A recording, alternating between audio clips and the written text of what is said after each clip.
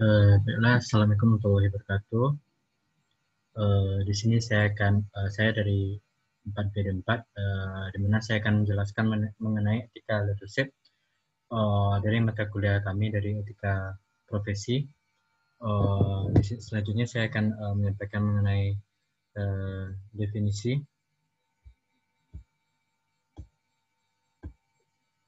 di mana defining dari etika leadership yaitu di mana kepemimpinan adalah kemampuan atau otoritas suatu membimbing dan mengarahkan orang lain menuju suatu tujuan, di mana kebanyakan orang setuju bahwa kepemimpinan yang efektif sangat penting bagi sebuah perusahaan, di mana keputusan etis adalah salah satu dimensi kepemimpinan, di mana perusahaan yang sukses berkembang berdasarkan pada kepemimpinan dan kemampuan kreatif dari pendirinya itu sendiri. Selanjutnya dari Requirement for Ethical Leadership, Benefit of Ethical Leadership, di mana hal-hal yang dibutuhkan pemimpin etik adalah sebagai berikut, yaitu pemimpin etis membutuhkan karakter yang lebih baik. Selanjutnya, pemimpin etis juga membutuhkan keterampilan untuk memimpin dan membimbing orang lain. Selanjutnya adalah di mana para pemimpin etis tidak boleh menutup mata terhadap pelanggaran yang diamati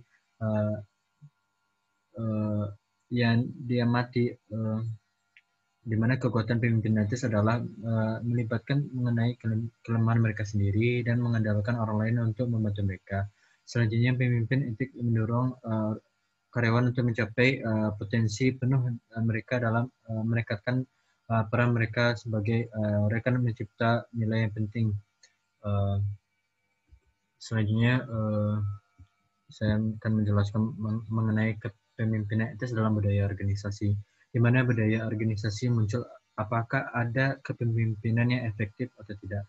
Yang etis dimensi tergantung pada bagaimana kepemimpinan perusahaan mempengaruhi budaya dalam organisasi, di mana para pemimpin toleran atau acuh tak acuh terhadap pelanggaran budaya mungkin akan berkembang, di mana karyawan mengambil jalan pintas atau mengambil risiko yang berlebih untuk memajukan advance-nya karir. Di sisi lain, pemimpin etis mengakui bahwa budaya organisasi akan berdampak langsung pada perilaku karyawan dalam melakukan upaya yang lebih besar untuk mempromosikan budaya etika dari kepatuhan itu mereka sendiri. Selanjutnya tentang mengelola konflik etika, di mana konflik etis yang terjadi ketika ada dua atau lebih posisi pada keputusan etik. Terkadang konflik etika muncul karena karyawan merasa tidak nyaman dengan diri mereka sendiri atau keputusan rekan kerja mereka. Salah satu manfaat dari konflik etika adalah membantu menunjukkan masalah etika, di mana pengambilan etis tidak terjadi kecuali masalah etika yang didefinisikan dan perlu terselesaikan. Selanjutnya mengenai gaya manajemen konflik, di mana ada banyak contoh di tempat kerja etika sebagai pemimpin harus turun tangan untuk menyelesaikan masalah etika konflik. Bagaimana seorang pemimpin mendekati situasi konflik, menemukan strategi mana yang dia atau dia menghadapi ketika menyelesaikan konflik. Dari mereka mengkategorikan manajemen konflik di dalam ilmu ialah bersaing, menghindari, mengakomodasi, berkolaborasi, dan berkompromi. Gaya-gaya ini adalah berdasarkan dari dua dimensi, yaitu ketegasan dan kooperatif. Selanjutnya itu pemberdayaan pemimpin etika dari para karyawan. Etika memimpin dalam suatu organisasi tidak dapat membuat setiap keputusan etika sendiri, etisnya itu sendiri. Faktanya banyak keputusan yang sehari-hari tidak akan dibuat oleh manajemen, tetapi oleh karyawan, karena karyawan terus menerus menghadapi tekanan dan peluang organisasi di tempat kerja untuk terlibat dalam perilaku etis atau pelanggaran itu tersebut. Selanjutnya dari etika kepemimpinan dari komunikasi, di mana transparansi dan pelaporan adalah dua dimensi dari suatu komunikasi etis, di mana pemimpin etis mengatakan bahwa transparansi dengan mengembangkan budaya ini, di mana etika ini etis sering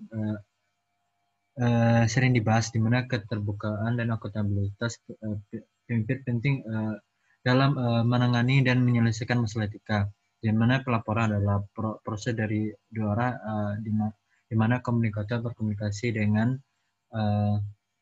atasan maupun bawahan, meskipun merupakan praktik umum untuk melapor kepada atasan, jarang mungkin bertanggung jawab untuk melaporkan kepada bawahan. Namun para pemimpin etis menganggap bahwa dirinya bertanggung jawab melaporkan kepada karyawan mereka, karena mereka mengakui bahwa karyawan memiliki kepentingan penting dalam keberhasilan etis organisasi itu tersebut. Selanjutnya dari keterampilan berkomunikasi kepemimpinan etis adalah di mana komunikasi komunikasi interpersonal adalah bentuk komunikasi yang penting terkenal dari yang terjadi ketika dan orang atau lebih berinteraksi satu sama lain. Selanjutnya dari leader relationship of in komunikasi, di mana komunikasi sangat penting untuk mengurangi isolasi pemimpin dan menciptakan hubungan antara pengikut itu sendiri. Selanjutnya dari leadership stylist influence etika decision, di mana gaya kepemimpinan mempengaruhi banyak etika yang aspek perilaku organisasi, termasuk penerimaan dan kepatuhan karyawan terhadap norma dan nilai organisasi tersebut. Gaya yang berfokus pada membangun nilai-nilai organisasi di antara karyawan berkontribusi pada standar perilaku bersama. Mereka juga mempengaruhi transmisi organisasi dan pemantauan nilai norma dan kode etik itu sendiri. Selanjutnya dari radar model, di mana cara terbaik untuk menciptakan pengakuan adalah dengan mengajarkan karyawan tentang jenis masalah etika yang umum melalui program pelatihan etika, yaitu penting bahwa semua karyawan menyadari tanggung jawab mereka untuk mengidentifikasi masalah etika sebelum terjadinya masalah yang besar. Mengenali dan mengidentifikasi masalah etika membantu dan para pemimpin mengembangkan kontrol internal untuk membatasi jenis perilaku tertentu dan memiliki rencana untuk menangani pelanggaran yang terjadi. Jadi kesimpulan di sini adalah di mana kepemimpinan adalah kemampuan atau otoritas untuk memimpin atau mengarahkan orang lain untuk menuju dari suatu tujuan. Di mana kepemimpinan dan keterampilan kepemimpinan tersebut etis itu dikembangkan melalui pelatihan, pengalaman, pembelajaran selama bertahun-tahun dan praktik kepemimpinan terbaik lainnya. Jadi ada banyak manfaat dari kepemimpinan etis, yaitu dari kepemimpinan yang mendorong karyawan untuk bertindak dengan cara etis di lingkungan kerja. Kepemimpinan etis juga menyebabkan keputusan dari karyawan dan komitmen karyawan yang lebih tinggi. Kepemimpinan juga dapat berdampak pada penilaian pasar jangka panjang perusahaan.